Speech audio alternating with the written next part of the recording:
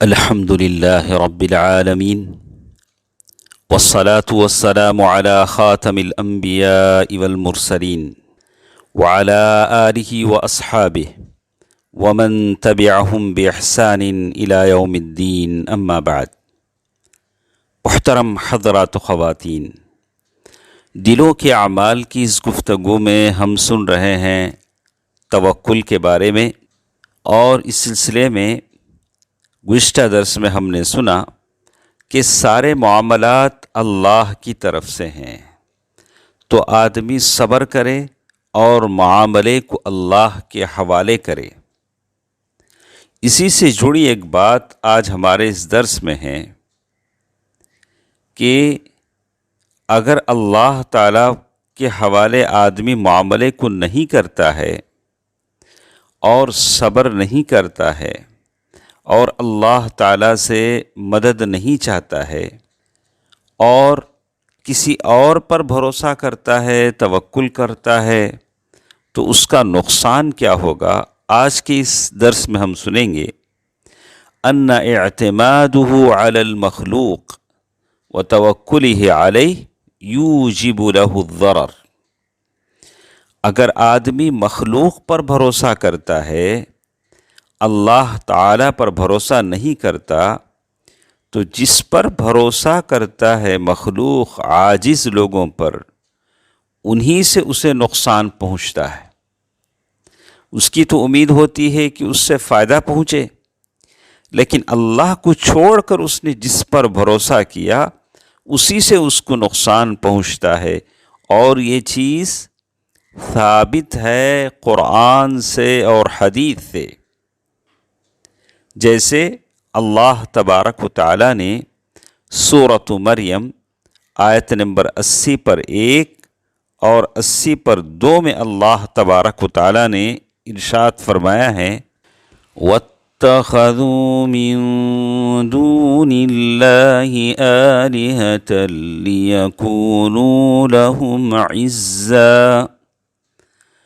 كَلَّا سَيَكْفُرُونَ بِعِبَادَتِهِمْ وَيَكُونُونَ عَلَيْهِمْ ضِدًّا۔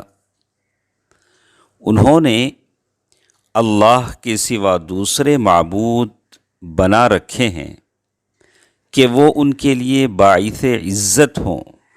لیکن ایسا ہرگز ہونا نہیں، وہ تو ان کی پوجا سے منکر ہو جائیں گے اور الٹے ان کے دشمن بن جائیں گے۔ انہوں نے تو اللہ کو چھوڑ کر ان پر بھروسہ اس لیے کیا تھا کہ ان کو فائدہ پہنچے، جیسے اللہ تعالیٰ نے سورۃ الاسراء آیت نمبر 20 پر 2 میں اللہ تعالیٰ نے ارشاد فرمایا ہے لا تجعل مع اللہ الہا آخر فتقعد مذموما مخذولا۔ اللہ کے ساتھ کسی اور کو معبود نہ ٹھہرا کہ آخر کار تو برے حال و بے کس ہو کر بیٹھ رہے گا۔ ابن قیم رحمہ اللہ فرماتے ہیں مشرک جو شرک کرتا ہے اپنے شرک کے ساتھ اس بات کی خواہش رکھتا ہے کہ وہ معبود جو اللہ کے علاوہ جس کے ساتھ اس نے شرک کیا وہ اس کی مدد کرے، اور اس معبود باطل کی وہ حمد کرتا ہے، ثنا کرتا ہے، لیکن اللہ تبارک و تعالی خبر دیتے ہوئے فرماتے ہیں کہ جیسے تیرا مقصود ہے وہ حاصل نہیں ہوگا، اس کے برخلاف مدد کی جگہ تجھے اپنے اس معبود باطل سے ذلت ملے گی، ندامت ملے گی، اور تجھے اکیلا چھوڑ دیا جائے گا۔ شیخ الاسلام ابن تیمیہ رحمہ اللہ فرماتے ہیں ما علق العبد رجاءه وتوکلہ بغیر اللہ الا خواب من تلک الجہہ۔ اللہ تعالیٰ کا بندہ جب بھی اللہ تعالیٰ سے پر امید نہیں ہوتا اور اللہ پر توکل نہیں کرتا،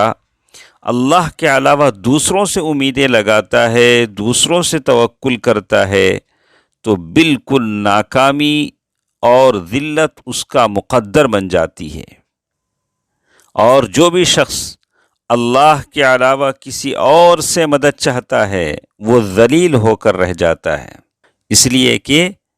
عبادت اللہ کی ہونی چاہیے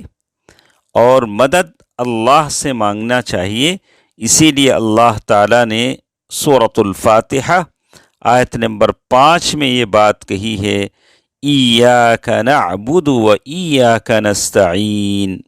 ہم عبادت تیری ہی کرتے ہیں اور تجھی سے مدد چاہتے ہیں۔ تو میرے اور آپ کی کامیابی، میرے اور آپ کی سلامتی اسی میں ہے کہ عبادت اللہ ہی کی جائے اور مدد اللہ ہی سے چاہی جائے۔ جب بھی عبادت اللہ کے علاوہ کسی اور سے ہوتی ہے، جب بھی مدد کسی اور سے اللہ کو چھوڑ کر مانگی جاتی ہے، تو پھر نقصان، ہلاکت اور بربادی ایسے لوگوں کا مقدر بن جاتی ہے۔ اسی لیے شیخ الاسلام ابن تیمیہ رحمہ اللہ فرماتے ہیں، جب بھی کسی نے مخلوق سے امید باندھی یا اس پر بھروسہ کیا، وہ گمراہ ہو گیا اور وہ مشرک ہو گیا۔ اللہ تبارک و تعالیٰ کا فرمان یہی کہتا ہے، سورۃ الحج آیت نمبر 30 پر 1، حنفاء للہ غیر مشرکین بہ ومن يشرك بالله فكأنما خر من السماء فتخطفه الطير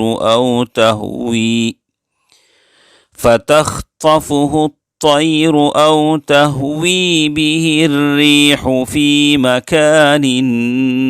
سحيق۔ اللہ کی توحید کو مانتے ہوئے، اس کے ساتھ کسی کو شریک نہ کرتے ہوئے،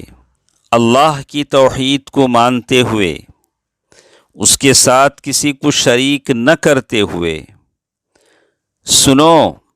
اللہ کے ساتھ شریک کرنے والا گویا آسمان سے گر پڑا، اب یا تو پرندے اسے اچک لے جائیں گے یا ہوا کسی دور دراز کی جگہ پھینک دے گی۔ انشاءاللہ اسی سے جڑی کچھ باتیں اور بھی ہمارے ساتھ ہیں۔ اللہ تعالی صرف اسی کی عبادت کرنے، اسی سے مدد چاہنے